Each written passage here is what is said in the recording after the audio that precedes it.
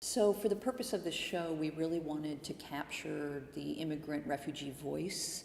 And so, though many of those immigrant and refugees were comfortable being writers, they were not comfortable being actors. So, in order to mount My Family Came for this, I hired 8 young actors to share those stories with the audience. So what you're going to hear today and see today is not the words of these students, but of immigrants and refugees writing about their own experiences.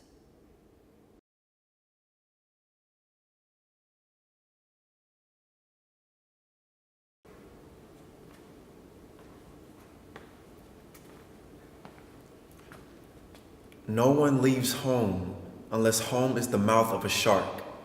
You only run for the border when you see the whole city running as well. Your neighbors running faster than you, breath bloody in their throats. The boy you went to school with is holding a gun bigger than his body. You only leave home when home won't let you stay.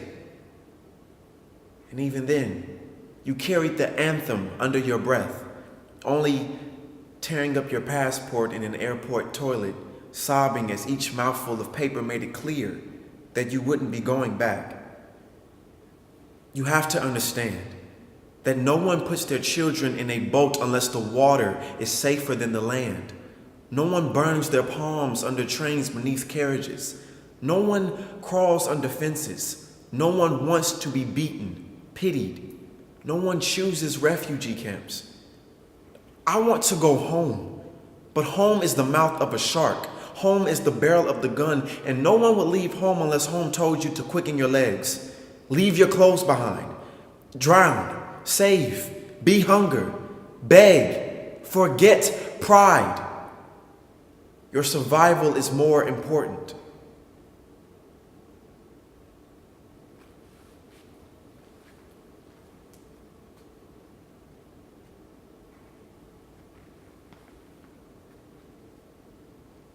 No one leaves home until home is a sweaty voice in your ear saying, leave.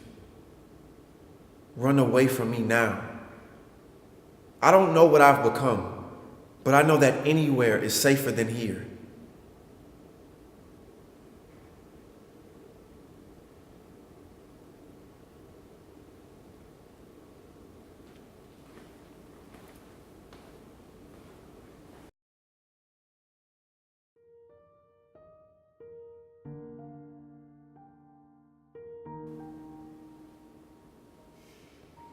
Though safe in New Jersey teaching at Monmouth University, once Mahala's family came for this.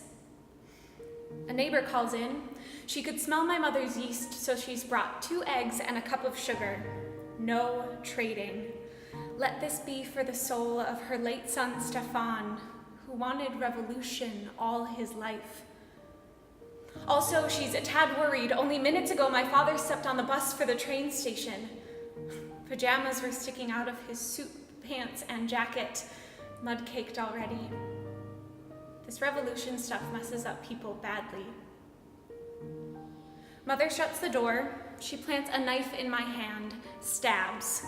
Core, peel, cut, just keep doing it. The sink spews apples, wrinkled apples, smooth apples, half-rotten apples my father lugged up from the building cellar, bucket after bucket. They roll under the table, down the narrow hall, among shoes. Do not pick them up.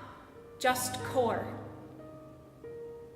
I pretend to care, not ready for my father's betrayal.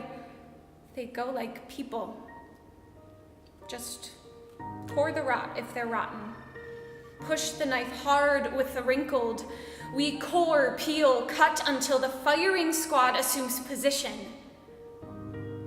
We watch the despots wither. 2 frightened creatures crumbling against the wall, cored out so easily.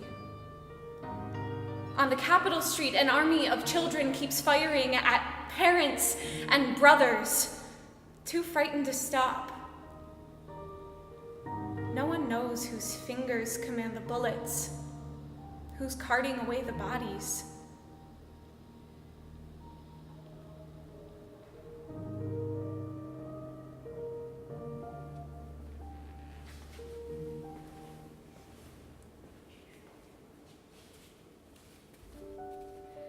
My name is Alondra Garcia, and I was born in Mexico. My parents decided to come to the United States for a better life. We were able to come here to Milwaukee because most of my dad's side of the family was already living here. So it was the perfect place for us. This is what my mom tells me. Life here is way better than Mexico. Mi mommy tells me that life in Mexico is harder. The jobs are paid under minimum wage, it is expensive to go to college, and the violent crime rate is very high from where I'm from, Morelia, Michoacan, Mexico. I grew up in the United States doing all of my homework, studying for my tests, and doing really well in school. So, because of that, I realized I wanted to be a teacher, to give back to the community. I applied to DACA when I was 17. In case you haven't been paying attention to the news, DACA stands for Deferred Action for Childhood Arrivals. It is a temporary 2-year work permit for people who have been residing in the United States under an expired visa and are under 31 years of age as of June 15, 2012. It allows these people to work legally, have a driver's license, open up a bank account, pay their taxes, go to college, and basically live like the American dream too. But there's a $495 fee for the application to go through U.S. Homeland Security and wait a period of 3 to 6 months to get a notice from them on whether your application has been accepted. This is a big hassle because you have to apply every 2 years and during a certain time frame, 4 months before it expires, or else you cannot reapply, leaving you with nothing once again. DACA has helped me so much, but mine expires July of 2019.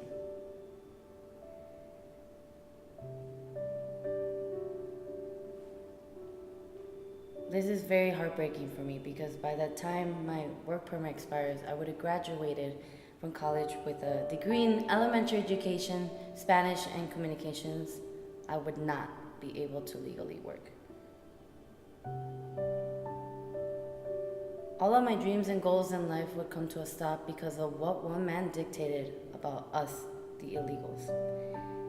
If Congress does not do anything about it, our current president will end the program. His negotiation is that Congress gives him the money to create a bigger wall to keep all of the aliens out.